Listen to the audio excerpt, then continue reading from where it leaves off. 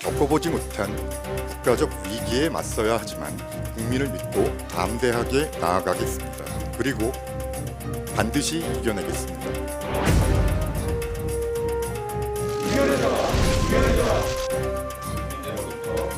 열린 우리 당의 그 아픔을 우리는 깊이 반성을 해야 합니다. 우리한테 맡겨진 소임이 소중한 만큼 원내국회뿐만 아니고 정당을 잘 운영을 해야 된다. 국민들께서 주신 끈처리를 달게 받겠습니다. 부족한 부분을 살피고 또 살피겠습니다. 재창당에 버금가는 당 쇄신 작업에 매진하겠습니다. 이번 과정을 통해서 제3지대가 중도 정당이 설 수 있는 기반이 정말 약하다는 것을 다시 느꼈습니다. 고단한 정의당의 길을 함께 개척해온 우리 자랑스러운 후보들 더 많이 당선시키지 못해서 정말 미안합니다.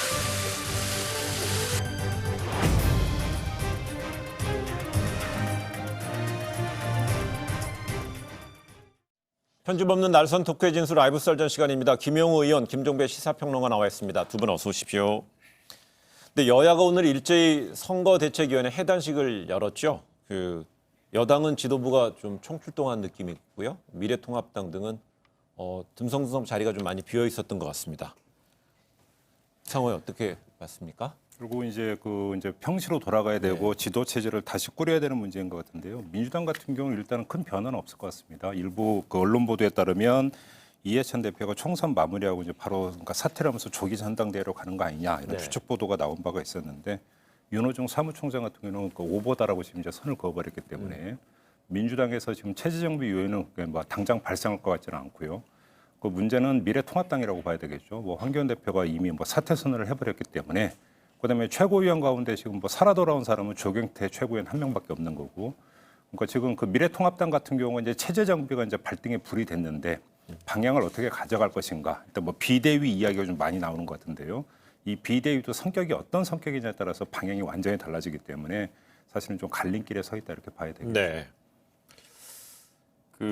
미래통합당의 경우에는 이제 이번 총선에서 크게 참패를 했기 때문에 뒷수습하는데 굉장히 이제 어려움을 일단 겪겠죠. 책임론도 좀 불거질 것이고 또 지금 당 지도부가 거의 해체된 거나 다름이 없죠. 당대표가 사퇴를 했기 때문에요. 그래서 결국 이것이 빨리 전당대회를 할 것이냐 아니면 그래도 비대위를 꾸려서 어느 정도의 개혁을 이루고 난 다음에 전당대회를 해야 될 것이냐. 크게 봤을 때는 그 두 의견이 지금 나뉘는 것 같아요. 그리고 또 하나는 이번에 무소속으로 살아 돌아온 대권 주자, 당권 주자급의 무소속 의원들이 있습니다. 홍준표 전 대표, 또 김태호 전 지사, 또 권성동 의원, 윤상현 의원, 이런 분들이 이제 살아 돌아왔는데 이 복당을 시켜야 되느냐 말아야 되느냐, 언제 복당을 시켜야 되느냐 등등의 이제 여러 이 문제 하나하나가 다 갈등의 요소예요. 갈등의 요소입니다. 저희가 각 당의 지도부 개선, 체질 개선이든 구도 개선이든 그 문제는 잠시 뒤에 한번 얘기해 보기로 하고 본격적으로 얘기해 보기로 하고요. 어제 문재인 대통령이 총선 결과에 대한 입장문을 내놨는데요. 이 국민을 믿고 담대하게 나아가겠다 했습니다. 대통령의 메시지 속에 들어있는 함의는 뭐로 좀 해석이 됐습니까? 국정 최고 지도자 대통령이 일단 여당의 압승으로 좋은 결과가 나오지 않았습니까? 네. 이런 상황에서 자칫 이 분위기에서 대통령의 또 한마디, 또 당 지도부의 한마디는 굉장히 중요하지 않습니까? 저희 또 국민들 입장에서는 늘 또 균형을 잡아주는 그런 또 역할들을 하시기 때문에 그래서 굉장히 좀 조심스러운 그런 언급을 하면서 어쨌거나 지금 코로나 사태도 그렇고 경제도 어려운 상황이니만큼 대통령은 일단 선거 결과를 크게 이겼습니다마는 또 이제 겸손하고 겸허한 자세로 받아들이면서 이런 어려운 사태를 돌파해야 되겠다라는 그런 원칙적인 얘기겠죠. 저는 분명히 메시지를 담았다고 보는데요. 문재인 정부는 스스로 촛불 정부를 자임을 해왔고 담대하게 나아가겠다라고 하는 것은 결국은 촛불을 다시 켜겠다는 얘기입니다. 그 얘기는 무슨 이야기냐면 촛불 정신으로 다시 돌아가서 초심으로 돌아가서 다시 강력하게 개혁 드라이브를 걸겠다. 이런 어떤 그 뜻으로 읽는 게 이제 맞는 것 같고요. 물론 그렇다고 해서 지금 뭐 당장에 어떤 현안이 되어 있는 코로나 방역이라든지 그에 따른 경제난을 소홀히 하겠다는 건 아니고 이걸 놓쳐버리면 개혁 동력은 다시 떨어지는 것이기 때문에 이건 기본으로 가져가면서 그러면서도 다시 어떤 개혁 드라이브를 걸어서 네. 촛불 정신을 결국 완성을 시키겠다. 이런 뜻을 분명히 밝힌 거로 해석을 하는 게 맞을 것 같습니다. 네, 그렇다면 주요 정책에 있어서 예를 들어서 뭐 이제 김영우 의원이 국방위원장 출신이기 때문에 그것까지 좀 생각이 들어서 여쭤보는데 질문하는데 뭐 남북 관계 개선이라든지요. 그동안에 총선 코로나 뭐 총선 정부 때문에 그 힘을 주지 않았던 부분까지도 좀 해 나간다면 해 나갈 수 있다고 보십니까? 지금 이제 국회 안에서 할 수 있는 일은 할 수 있는 힘은 생겼어요. 예. 왜냐하면 압도적인 숫자 면에서는 지금 압도적이지 않습니까? 그 범여권 그 후보들이 다 당선이 됐고 190석 정도 되기 때문에 이 법률 차원에서는 못할 것이 없습니다. 솔직히 지금 이제 민주당이 마음만 먹으면 모든 법안을 국회에서 다 통과시킬 수가 있어요. 뭐 개헌선에는 못 미칩니다만은 개헌도 모르겠어요. 그것도 마음만 먹으면 200석까지도 아마 만들지도 모릅니다. 그래서 하지만은 이제 대통령으로서는 뭐 그렇다고 해서 완전 숫자만 가지고 또 되겠습니까? 정치가 또 여러 가지 또 민심, 여론이라는 게 있겠죠. 네. 근데 어쨌거나 외교적인 문제는 또 물론 그 남북 문제도 그렇고 상대가 있는 문제이니만큼 조심스럽긴 하겠지만은 네. 아마 대북 기조까지도 더 적극적으로 바꿀 가능성이 있죠. 그래요. 근데 이제 거기서 이제 대통령은 국민의 지지도가 상당히 중요하잖아요. 근데 어제 이어서 오늘 발표된 여론조사에서도요. 18개월, 1년 반 만에 최고치가 또 나온 조사가 좀 발표됐어요. 네. 예. 한국갤럽 조사를 보면은 국정 수행 지지도 긍정이 59%, 부정이 33%니까 예. 긍정과 부정의 지금 그 차가 26% 포인트라고 한다면 이거 상당한 지금 차라고 봐야 되는 거고요. 거의 60%에 육박하는 국정 수행 지지도라고 한다면 그러니까 국민들이 지금 힘을 실어주고 있다라고 하는 것들은 명백한 사실이고. 그러니까 이럴 때 사실은 그러니까 그 잡았던 국정 목표와 개혁 과제를 추진하지 않으면 언제 추진을 하겠습니까? 네. 그런 점에서 담대하게 나아가겠다라고 하는 것들의 표명은 어찌 보면 너무나 정석에 가까운 입장 표명이라고 봐야 되는 거고요. 문제는 이런 게 있는 것 같습니다. 그러니까 그 180석 이야기를 참 많이 하고 있는데 사실은 뭐 처음 벌어지는 일이 아니에요. 그러니까 2008년에 18대 총선 때 그때 뭐 그 한나라당 친박연대 무소속연대로 갈리기는 했지만 그러니까 요즘 그러니까 그 당시의 범 여권으로는 180석이 훌쩍 넘었었어요. 아마 기억을 잘 하시겠지만. 그러니까 그래서 뭐 친이와 친박이 싸우기로 했지만 그건 정치적인 싸움이었고 국정 수행에 있어서는 뭐 다른 목소리가 별로 없었거든요. 그래서 그냥 밀어붙이다가 뭐가 터졌습니까? 쇠고기가 터졌고 촛불이 켜졌습니다. 그러면서 사실은 이명박 정부가 너무나 어떤 그 드라이브를 걸다가 오히려 국민적 저항에 봉착을 했던 경우가 있는 건데 가장 중요한 것은 국민적 지지거든요. 네. 그러니까 180이라는 숫자에 의존해서 가져가는 게 아니라 이 180이라고 하는 것은 견인차고 뒤에서 밀어주는 국민적 지지라고 하는 것이 또한 뒷받침이 돼야만이 비로소 180이라는 숫자가 정당성을 갖는 건데 그 국민이 열망하는 개혁 과제에 얼마나 부응해서 국정 목표를 정확히 잡고 타임 스케줄을 짜서 가져가느냐. 네. 결국 이게 정치력의 문제일 것이고 국정 수행 능력의 문제일 거다. 이렇게 정리를 해야 될 것 같아요. 그 지금 굉장히 중요한 지적을 해주셨는데 저는 이제 그런 게 좀 염려가 되는 거예요. 국회 의석수는 어차피 지금 크게 이제 차이가 났죠. 여야 차이가 굉장히 났습니다. 그럼에도 불구하고 이제 지역구 그 후보들에 대해서 유권자들이 던진 그 표, 예. 그 지지율을 보면은 8% 차이예요.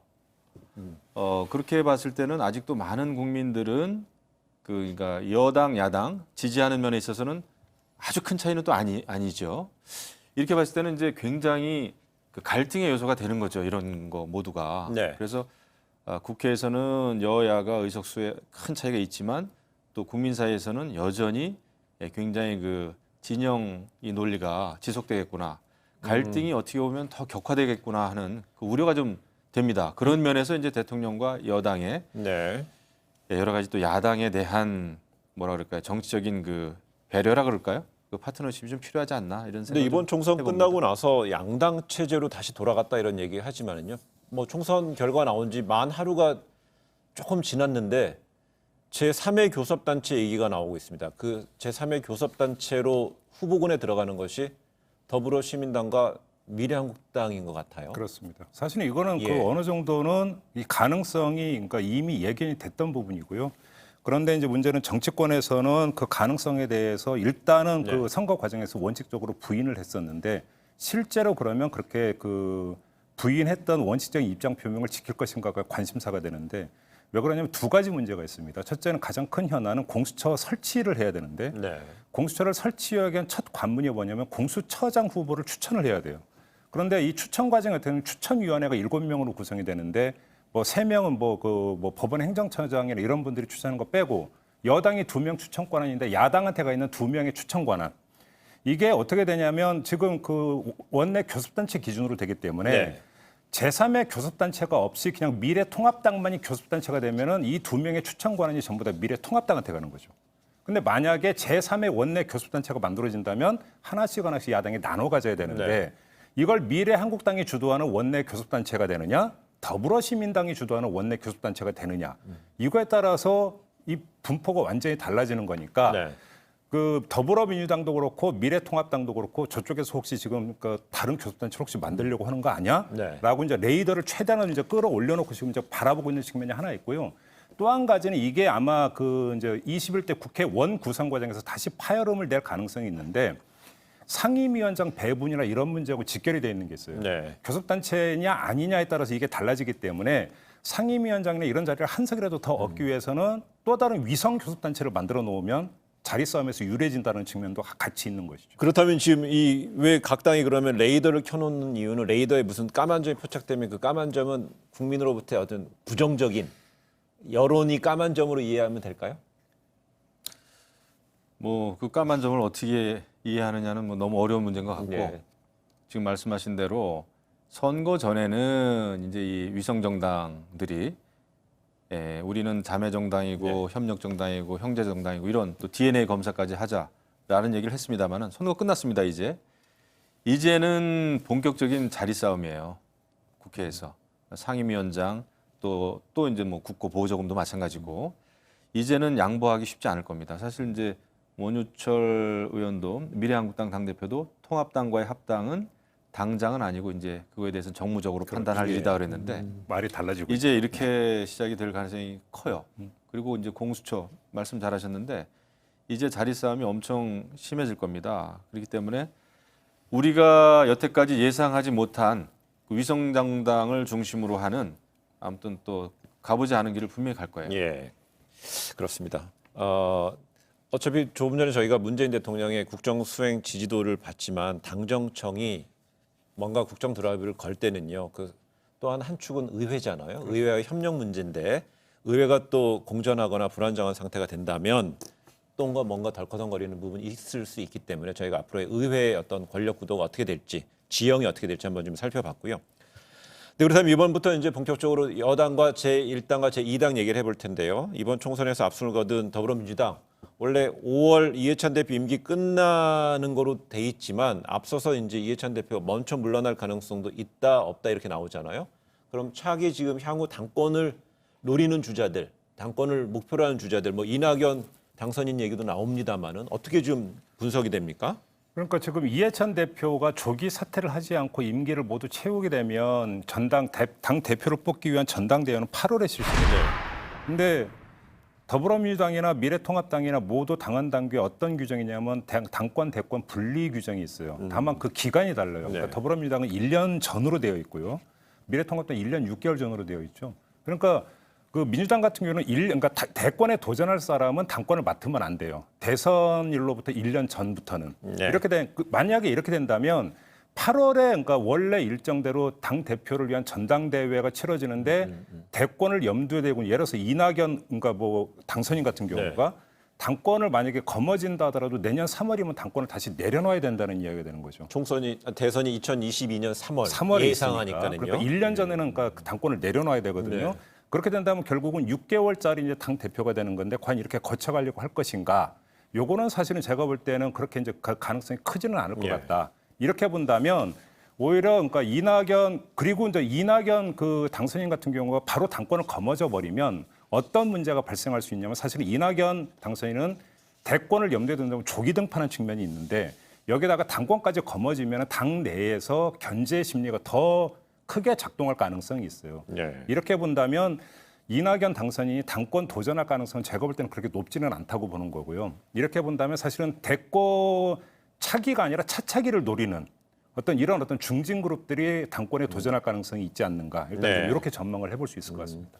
근데 이런가 하면은 또 이번 마쿠에서 그 민주당의 총선 승리를 이끈 것으로 지목되는 그 거론되는 인물들이 있죠. 뭐 시스템 공천 얘기할 때 연상되는 인물, 양정철 민주연구원장이나 이근영 전략기획위원장은 총선 승리 이후에 바로 그 일선에서 물러났고요. 그 물러난 게 아마 물러난 게 아닐 겁니다. 예. 왜냐하면 또 대선이라는 큰 정치적인 이벤트가 있기 예. 때문에 저는 그 두 분은 역할을 또 분명히 하리라 이렇게 생각합니다. 왜냐하면 이번 총선을 그래도 승리로 이끌었기 때문에 여러 가지 뭐 전략 작전 다 짜지 않았습니까? 네. 그리고 이근영 그 전략기획위원장이 페북에서 이런 그 총선 결과는 두렵기까지 하다 이런 그 이야기를 좀 했는데 그건 뭐 그 승자로서는 뭐 이런 식으로 표현하는 게 좋겠죠.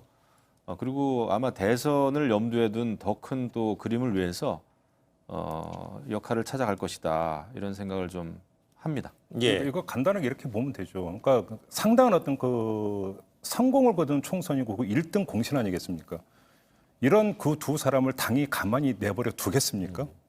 그러니까 본인들은 그러니까 설령 그런 생각이 없다 하더라도 예. 그러니까 그 고사를 한다 하더라도 제가 볼 때는 당에서 끌고라도 와서 어떤 일을 시킬 것 같은데요. 뭐 그렇게 정리하면 될 것 같습니다. 알겠습니다. 뭐 예전에 있었잖아요. 그 박근혜 대통령 처음 대통령 당선됐을 때 그 김무성 그 당시 김무성 그 대표가 그때 이제 선거 총괄본부장인가 뭐 맡았었어요. 네. 선대 본부장에서 네, 선대본부장했죠. 그리고 이제 선거 이기고 나서 본인의 사무실에 딱 포스트잇 하나 붙이고 나를 찾지 마시오 하고 그 다음에 인기가 굉장히 올라갔단 말이죠. 예. 그 양정철, 이근영 이분들도 아마 그런 전철을 밟지 않을까 알겠습니다. 생각합니다. 인기는 국민이 주는 것이고요. 한번 봐야겠습니다. 지금 저희가 잠시 전에 그 홍준표 당선인과 지금 화상 연결을 통해서 인터뷰를 해봤더니 홍준표 당선인은 그 미래통합당의 당 지도부 공백 상황에서 카리스마 있는 인물이 등장해야 되는 것이고 거기서 인물을 김종인 위원장을 거론을 했어요. 근데 이런 가운데 김종인 위원장의 전원입니다만 황교안 전 대표가 황교안 후보가 사퇴 전에 당을 추슬러 달라고 이렇게 자신한테 부탁을 했다고 얘기를 하네요. 이게 무슨 의미입니까? 이거 정말 조심스러운데 예. 이거 뭐 지극히 제 개인적인 의견입니다. 그걸 전제로 말씀드리면은 근데 이제 황교안 대표가 당 대표로서 당직을 내려놨단 말이에요. 근데 당직을 내려놓으면서 차기에 이렇게 수습해 주십시오라고 하는 말이 과연 그 설득력이 있을까라는 좀 생각이 좀 들어요. 네. 여태까지 그런 적이 별로 없거든요. 내려놓으면은 그냥 깨끗이 내려놓을 수밖에 없는 게 정치권의 뭐 그런 거였어요. 근데 예. 이제 워낙 당이 어렵다 보니까 그리고 이제 김종인 위원장이 뒤늦게 이제 영입이 된 케이스다 보니까 이제 이런 부탁을 한 것 같은데 저는 모르겠습니다. 저는 당이 어렵다고 해도 이런 때는 오히려 당선된 다선 의원들이 조금 중심이 되고 네. 그 다음에 또 새롭게 당선된 그러니까 이제 새로운 의원총회가 되겠죠. 그런 걸 통해서 여유를 가지라는 게 아니고 인내심을 가지고 정상적으로 원칙적으로 당의 미래를 만들어가는 것이 좋지 않겠나. 왜냐하면은 정치라는 게 이게 외부 인사들이 계속 들어와 가지고 어떤 개혁을 달성할 것 같지만 쉽지 않습니다. 사실 이번에 그 황교안 대표도 많은 애를 쓰고 고생을 했습니다마는 정치가 일순간에 되기는 참 어려운 측면이 좀 있어요. 예. 근데 저는 지금까지 주목해서 봐야 되는 것은 이게 오늘 한 조간이 보도를 한 거거든요. 네. 누가 이걸 소스를 누가 줬을까? 저는 그게 참 궁금합니다. 뭐냐면 저도 그 보도를 그러니까 유익하게 봤는데 황교안 그 대표가 대표직 사퇴 선언하기 직전에 김종인 위원장한테 전화해서 그 얘기를 했고 그래서 한 조간이 이제 그걸 포착을 해서 그러니까 김종인 위원장한테 확인에 들어갔거든요. 네. 김종인 위원장은 전화가 걸려온 건 맞다고 확인을 해줬어요. 자, 그러면 두 사람 간의 통화 내역을 누가 그 언론에 알렸을까? 만에 하나 김종인 위원장 쪽에서 만약에 이걸 그쪽이 소스라고 한다면 이미 대충 그림은 다 나와 있는, 다시 말해서 김종인 위원장의 속마음이 뭔지. 그러니까 이 조간의 어떤 보도 내용을 꼼꼼히 살펴보면 김종인 위원장은 나 절대 안 해라는 말이 안 나와요. 네. 이렇게 놓고 본다면 만약에 당 안에서 일정하게 의견이 모아져서 김종인 위원장 추대로 간다면 본인은 받을 가능성이 제가 볼 때는 90% 이상인 것 같다. 다만 전 단계에서 당 안에서 그런 중지가 모아질 것이냐가 사실은 제가 볼 때는 관건인데 벌써 갈라지고 있는 것 같아요, 이야기가. 그러니까 김종인으로 가야 된다? 아니다. 이렇게 좀 갈라지는 것 같더라고요. 근데 이런가 하면은요. 근데 반대로 또 김종인 위원장은 황 전 대표에 대해서 정치인인지 법률가인지 이해가 안 된다 이런 식의, 이건 또 뭡니까? 부정적인 뉘앙스 같기도 하고요. 그러니까 뭐 어차피 다 정치인들이 이렇게 언론에다 대고 하는 얘기를 모르겠습니다. 다 우리가 참 믿기도 어렵고 안 믿기도 어려운 그런 그 상황인데, 왜냐하면은 이번 선거에 이제 그 책임 문제를 논할 때, 물론 우리가 뭐 미래통합당의 모든 저 포함해서 네. 모든 당원들, 특히 현역 의원들이 잘못을 같이 저질렀기 때문에 이런 결과가 온 거죠. 그럼에도 불구하고 이제 당 대표였기 때문에 이제 황 대표가 결국 책임을 지고 물러났는데요. 이 상황에서 뭐 김종인 그 선대위원장과 또 황교안 대표의 관계에 대해서 제가 볼 땐 고민을 많이 할 필요가 없어요. 그리고 아마 오늘입니까? 그 선대본부가 해단식을 아마 할 거예요. 예. 그러면은 해단식의 의미는 뭡니까? 해단하는 거예요.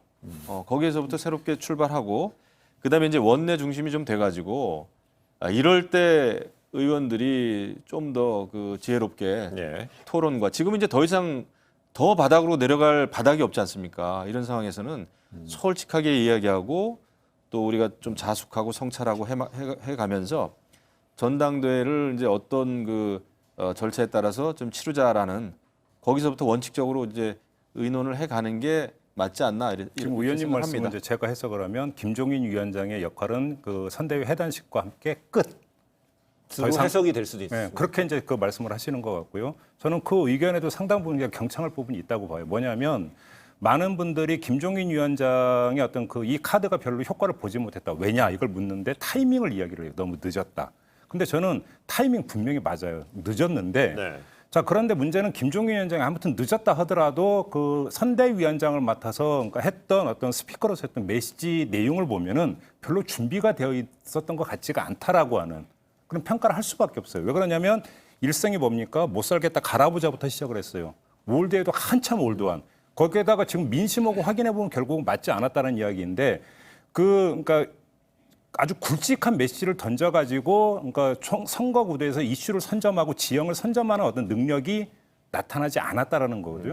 그런 점에서 볼 때 과연 김종인 위원장에 대한 능력치에 대해서 과대평가를 하는 것은 미래통합당 입장에서도 또 한 번의 어떤 실수가 될 수가 있다. 이것도 좀 같이 봤으면 좋겠다는 말씀을 그래요. 좀 드리고 지금 싶습니다. 뭐 김영우 의원은 이제 총선에 크게 패배한 뒤에 원 현역 의원들 원 중심으로 해서 뭔가 수습을 해야 돼, 인내심을 갖고 하자는 의견이었는데 여기에 대해서 그러면서 이제 그런 측면에서 김종인 위원장의 적합성에 대해서 이제 평가를 해주셨고, 그 맥락에 대해서 이제 우리 김평론가가 얘기해 주셨는데, 이 미래통합당 일각에서는 안철수 국민의당 대표와 합당해야 된다, 아니면 안철수 전 대표를 국민의당 대표를 같이 해야 된다, 이런 의견도 나오는 것 같아요. 저는 이제 선거가 끝났습니다. 근데 자칫 이 상황에서 국회에서의 의석수를 염두에 둔 그런 어떤 그 정치 행보를 보이면 저는 안 된다고 봅니다. 그러니까 당장 지금 의석수가 적다 보니까 뭐 안철수 대표 국민의당과 또 합체되는 거 아니냐, 이런 것을 언뜻 생각해 볼 수는 있겠으나 지금 숫자의 문제가 아니에요. 이미 네. 미래통합당이 지금 무엇을 우리가 자성을 해야 되고 어떤 부분을 개혁해야 될지, 왜 국민들로부터 신뢰를 잃었을까라는 그 원칙에 더 충실할 때 오히려 이제 기회가 있지, 이 상황에서 무조건 뭐 합치고 이래 가지고는 답이 나오지 않을 것이다라는 생각이 좀 들어요. 그러니까 그 국민의당하고 합치자라고 하는 것은 국민의당이 지금 3석이잖아요. 그 미래통합당이 미래한국당과 합쳐서 103석인데 거기에 3석을 추가한다고 뭐 의회 구도가 바뀌는 거 없어요. 그러니까 국민의당하고 합치자라고 하는 것은 국민의당 소속 의원 수 3이라고 하는 숫자가 중요한 게 아니라 그냥 안철수라는 인물 그 자체가 중요한 거죠. 이렇게 놓고 본다면 자 그러면 안철수라고 하는 인물을 지금 그 통합이라고 하는 과정을 거쳐서 미래통합당으로 데려와서 그러면 어떤 역할을 줄 것이냐.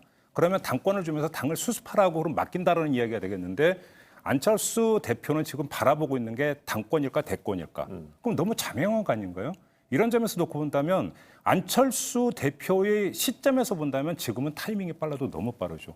물론 그러니까 이런 것 있죠. 차라리 이렇게 무주공산일 때 들어가서 그러니까 속칭 당을 접수한다면 이게 어떤 대권으로 가기 위한 탄탄한 기반을 다질 수 있다라고 하는 가설은 물론 충분히 성립이 될 수 있어요. 근데 문제는 그거는 도 아니면 모인 게임인 게 오히려 조기 낙마로 갈 수도 있다라는 점. 이것도 이제 같이 그러니까 쉽게 하면 독이 든 성배이기 때문에 쉽게 선택할 수 있는 선택지가 아니라는 것이죠. 네, 이런 가운데 항상 그 총선 이후에는 보면 또 다른 어떤 파동이 하나 예상이 되고 실제화되는 게 하나 있지 않습니까? 이른바 복당이라는 건데 미래통합당에서 보면 이번에 그 무소속으로 출마해서 당선된 몇몇 주요 의원들 홍준표, 김태호, 권성동, 윤상현 이 당선인은 직간접적으로 복당 의사를 밝혔고요. 이런 가운데 최고위의 일각에서는 복당은 현재 어렵다 이런 입장도 나오고 있습니다. 또 파동으로 이어지나요? 이어지죠. 어제 이제 이번에 당선된 삼선 의원하고 저하고 이제 밤늦게 통화를 좀 했는데 그걸 벌써 고민을 하더라고요. 네. 이분들 무소속 당선자들을 복당시켜야 되느냐 그거에 대해서 이제 제 의견을 묻더라고요. 그래서 나는 자연인이기 때문에 나한테 묻지 마라. 내가 얘기는 했습니다만은 이게 이제 왜 이게 현실적으로 어려운 문제냐 하면은 이제 보십시오. 뭐 비대위로 갔든 어쨌건 간에 이제 당 지도부를 뽑아야 되는 전당대회를 앞두고 있죠. 또 원내 지도부도 뽑아야 되죠. 결국은 이게 또 자리 싸움이 되는데 현실적으로는 이랬을 때 이제 다 무소속으로 당선된 후보들이 다 그냥 대권 주자, 당권 주자급이에요. 다 4선, 뭐 5선 이렇지 않습니까? 그러니까 이분들의 복당에 대해서 여러 이제 그 갈등이 좀 있을 것 같아요. 근데 이제 제 생각에는 어차피 비슷한 생각을 가지고 있는 분들이고 그렇다고 한다면은 큰 맘 먹고 빨리 복당을 결정을 해서 당 전체에 좀 새로운 흐름을 만들어가는 것도 좋겠다. 네.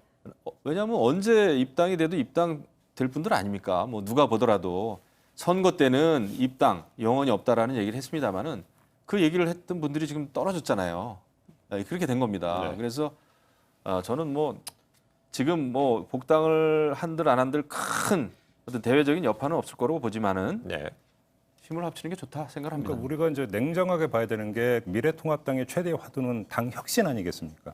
근데 지금 그 진공 상태에 빠진 미래통합당에서 혁신이라고 하는 것을 다른 말로 번역을 하면 누가 주도권을 줄 것인가의 문제하고 똑같은 이야기가 되는 거예요. 그러니까 누가 주도권을 줘서 혁신을 하는가에 따라서 당이 누구에게 그러면 쏠리는 것이냐라고 하는 문제로 연결이 되는 것이기 때문에 지금 이 어떤 무소속으로 어떤 당선된 사람들을 받아들일 것인가 말 것인가라고 하는 것들은 그러니까 이건 어떤 윤리적이고 규범적인 문제가 아니라 정확히 역학적 구도 속에서 아마 계산기를 두드리면서 나올 이야기이기 때문에 상당히 밀고 당기가 그러니까 당분간 좀 지속이 될 가능성이 있다고 봐야 되겠죠. 알겠습니다. 이 이야기는 여기까지 한번 해보고요. 이번 총선 끝나지 않았다 이런 얘기 나오지 않습니까? 이번 총선 당선자 가운데 90명이 선거법 위반 혐의로 검찰 수사를 받는 상황이에요. 뭐 어찌 보면 다시 이제 그럼 이게 우리가 이제 다시 검찰을 주목해야 되는 시간이 왔습니까? 국회의원 당선자들이 이제 가장 겁을 낼 사안이 네. 바로 이거죠. 그런데 이거는 정말로 정치적 고려를 하면 절대 안 되죠. 검찰이 만약에 이거에 대해서 정치적 고려를 하면서 수사나 수사의 대상과 이런 것들을 조율을 하게 된다면 그거는 정말로 엄청난 역풍을 맞을 거라고 보고요. 네. 말 그대로 그 지금 잡고 있는 혐의점의 경중에 따라서 사법적으로 처리를 하면 된다. 제가 볼 때 그리고 검찰이 어리석게 이 문제에 대해서 정치적 판단을 해서 조율을 하려고 하지 않을 거라고 저는 그렇게 그러니까 믿고 싶은데요. 왜 그러냐면 그거는 지금 검찰을 둘러싸고 있는 여러 가지 환경에서 스스로 어떤 뭐냐면 자충수가 될 수밖에 없을 것이다. 네. 이렇게 봐야 되겠고 아무튼 그렇게 놓고 본다면 검찰이 엄정 수사를 해서 엄정하게 처리를 한다고 한다면 이 결과치가 어떻게 되느냐에 따라서 또 재보선이 규모가 상당히 달라질 수도 있다는 이야기가 되니까 또 한 번의 어떤 정책 파동으로 연결이 될 가능성이 있다고 봐야 되겠죠. 근데 좀 시간은 예. 좀 길겠죠. 대법원까지 가야 되기 때문에. 예. 이거 너무 중요한 문제입니다. 너무 중요한 문제인데 여기에서의 그 중요한 원칙은 지켜져야 될 원칙은 정치권이 검찰에 대해서 어떠한 종류의 압력을 행사하면 안 됩니다. 맞아요. 근데 이제 이건 정말 법과 원칙에 따라서 선거법 사범에 대해서는 그 조사와 재판이 이루어져야 되는데 다만 지금 워낙 이제 윤석열 검찰총장에 대해서 비판적인 그 언급을 했던 후보들이 많이 당선이 됐어요. 네. 또 조국 전 장관을 지켜야 된다라고 했던 후보들이 이제 대거 당선이 됐는데 이런 상황에서 윤석열 검찰총장 이 검찰을 흔드는 일이 일어나지 않을까 그게 굉장히 우려됩니다. 네. 근데 그런 일이 있어서는 좀 안 된다. 그리고 검찰총장은 법과 원칙에 따라서 보호받아야 될 이게 여당이든 야당이든 말이죠. 네. 이 정치적인 어떤 종류의 그 압력을 행사해서는 안 되겠죠. 그런 일이 앞으로는 없어야 됩니다.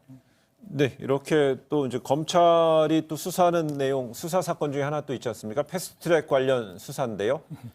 수사받고 있는 현역 의원 가운데 12명이 이번 총선에서도 당선됐습니다.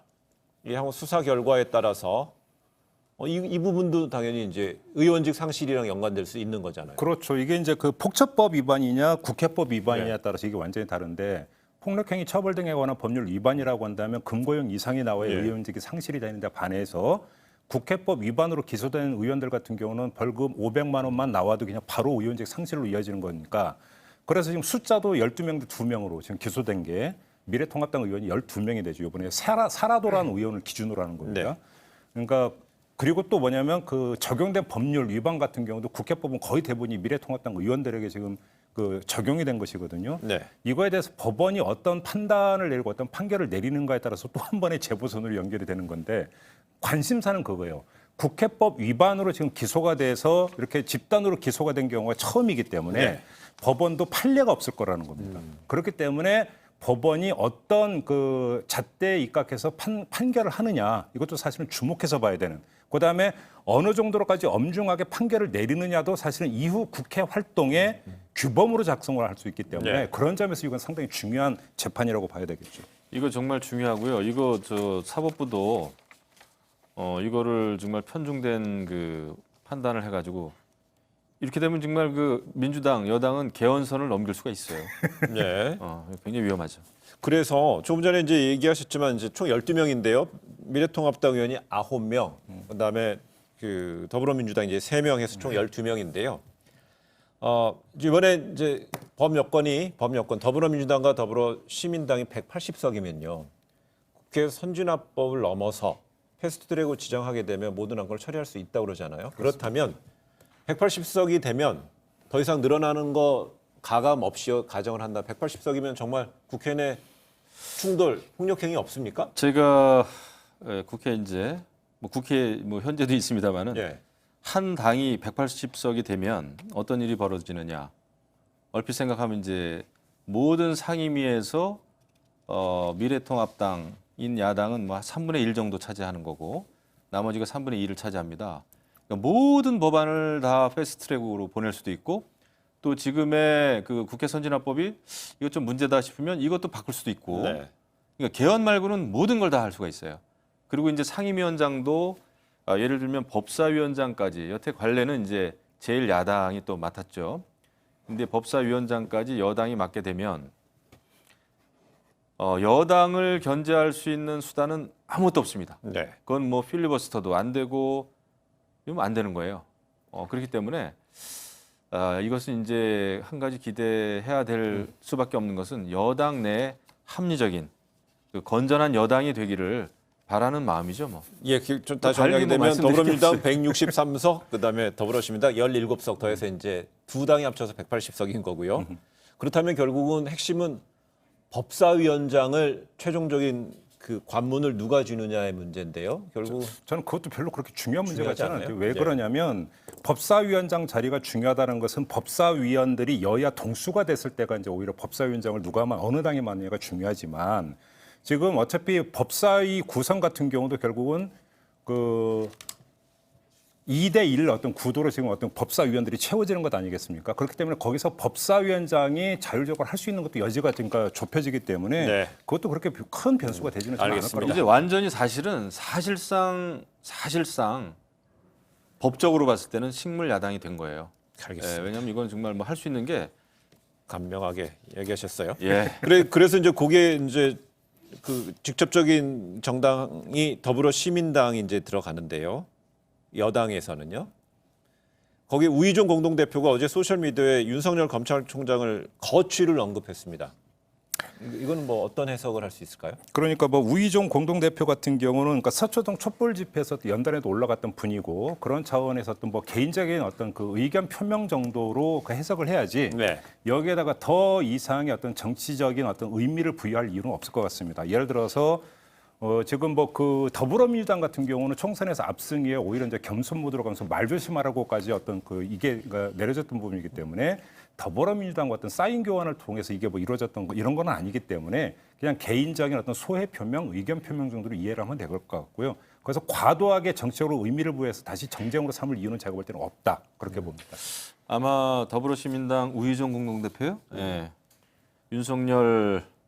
윤석열이죠. 윤석열 검찰총장 이제 물러나라라는 의미인 것 같은데 이런 움직임이 이제 지속되겠죠. 이거 아마 누구도 못 말릴 겁니다. 그래서 이런 거 정말 우려했던 바가 현실이 되는 거죠. 예. 그런데 이런 가운데 이번에 이제 검찰 개혁의 목소리, 그러니까 그 저희는 이제 윤석열로 발음하는데요. 이번 총선에서 보면 떠오른 인물들, 그 황운하, 최강욱, 김남국, 김용민 당선인들, 이 검찰 개혁에 대해서 그동안 강하게 목소리를 내온 인물들이 이제 결국 원에 입성하게 되지 않습니까? 그렇다면 이게 또 이 변수도 좀 봐야 된다는 저는 시각이 여기서 있잖아요. 분명히 좀 교통 정리를 할 게 있을 예. 것 같아요.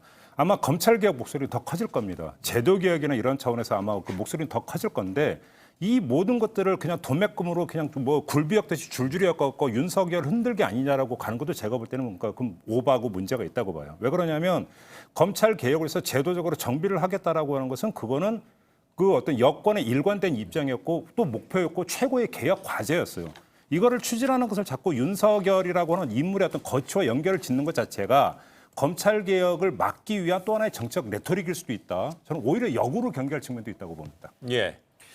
뭐 근데 거론된 분들, 이 후보들 다 당선자가 됐는데 이 당선자들이 워낙 이전부터 그 윤석열 검찰총장에 대해서 공격을 많이 했기 때문에 그럼에도 불구하고 또 이분들 중에 몇 당선자는 또 재판을 받아야 될 피의자 또 신분이에요.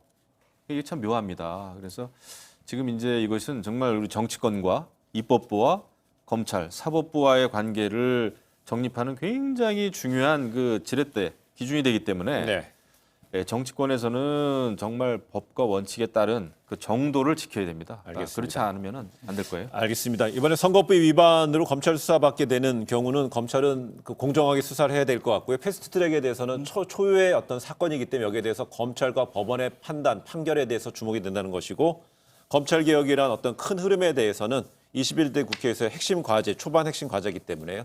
진행 방향 우리 다 같이 한번 살펴봐야 될 것 같습니다.